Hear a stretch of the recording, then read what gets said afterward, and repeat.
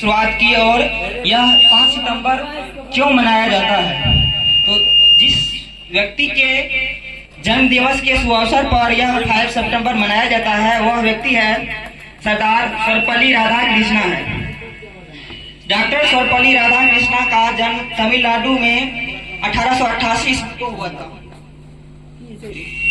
बचपन से ही यह बहुत प्रतिभाशाली थी और मात्र 12 वर्ष के ही अवस्था में इन्होंने बाइबिल के बहुत सारे अधिकांश भागों को याद कर लिया था। जैसे हम लोगों का रामायण होता है हिंदू धर्म का, उसी तरीका से ईसाई का बाइबिल होता है। तो वह ईसाई धर्म के ही संबंधित है। तो 12 वर्ष की अवस्था में ही उन्होंने बाइबिल के अधिकांश भागों को याद कर लिया था, क्योंकि वह बहुत प्रतिभाशाली छात्र था। और उसी तरीका से वह शिक्षा के क्षेत्र में बहुत अहम योगदान दिया और वह जैसे जैसे आगे बढ़ते गए अपने बच्चों को ट्यूशन दे करके अपना शिक्षा को जारी रखा। और उन्होंने 1902 ईस्वी में फर्स्ट बार अपना मैट्रिक की परीक्षा की और वो भी प्रथम श्रेणी से पास की। इसके बाद वह अपनी शिक्षा को लगातार जारी रखा और जारी रहते रहते वह 1952 ईस्वी में आकर के भारत के प्रथम उपराष्ट्रपति के रूप में कार्यभार संभाले थे। उसके बाद उसके इस कार्य को देखते हुए उसे 1954 ईस्वी में भारत रत्न से सम्मानित किया गया।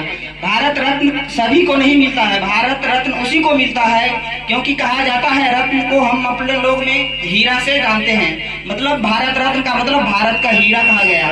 इसलिए कहा गया क्योंकि आज अगर हम चाहते हैं अपने देश को अपने समाज को सुधारना तो उसके लिए हमको सबसे पहले शिक्षा को अपनाना जरूरी होगा, क्योंकि बिना शिक्षा के हम कुछ भी नहीं कर सकते हैं। अगर हमारे ऊपर अंग्रेज ने उतना समय तक गुलाम बना के रखा हमको, उसका जो सबसे मेन मकसद था वह शिक्षा ही था। और उसके पास शिक्षा था जिसके कारण से हमारे जो भी साधन थे, हमारे पास जो भी अमूल्य था रत्न, वह सब उसको लेकर के चले गए, क्योंकि हम लोगों के पास शिक्षा नहीं था।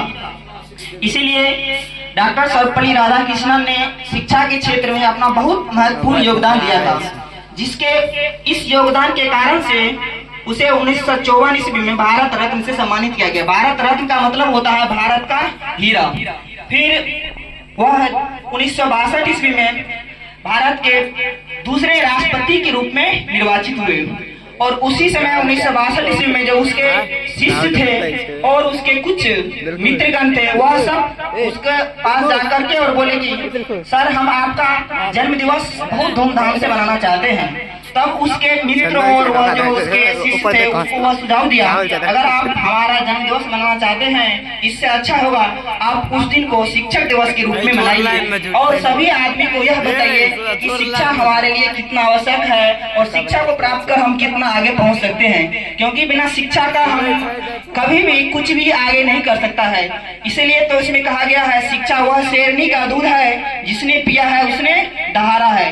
यानी भीमराव अंबेडकर का हम लोग जानते हैं वह बहुत ही नीच फैमिली से था, जिसको शिक्षा ग्रहण करने के लिए स्कूल में स्थान तक नहीं दिया जाता था। मतलब परीक्षा में भी वह फर्स्ट श्रेणी से पास होते थे, फिर भी उसको परीक्षा में बैठने के लिए नहीं दिया जाता था और उसको कोई प्राइज से सम्मानित नहीं किया जाता था। फिर भी उसने बहुत सारा दिक्कत को झेल करके शिक्षा को ग्रहण किया और शिक्षा को ग्रहण इतना किया कि वह भारत के संविधान निर्माता के रूप में उभरे। और आज जो हम लोग भारत के नियम कानून वगैरह सब के बारे में जानते हैं वह उसी भीमराव अंबेडकर का देन है। इसीलिए हम लोगों को शिक्षा ग्रहण करना, इसीलिए डॉक्टर सर्वपल्ली राधाकृष्णन ने बोले कि अगर हमारा जन्म दिवस मनाना है तो आपको इससे अच्छा होगा शिक्षक दिवस के रूप में आप मनाओ और सबको शिक्षक के प्रति एक संवेदनाशील बताना है। और शिक्षक दिवस मना करके हम सबको यह बता सकते हैं कि इस दिन हमारे लिए बहुत महत्वपूर्ण है और इस दिन हम प्रत्येक शिक्षक दिवस के अवसर पर सबको यह बताएंगे कि हमको शिक्षा कितना आवश्यक है और शिक्षा प्राप्त करके हम कितना आगे पहुंच सकते हैं, जो कि सभी के लिए अनिवार्य दिलाया गया।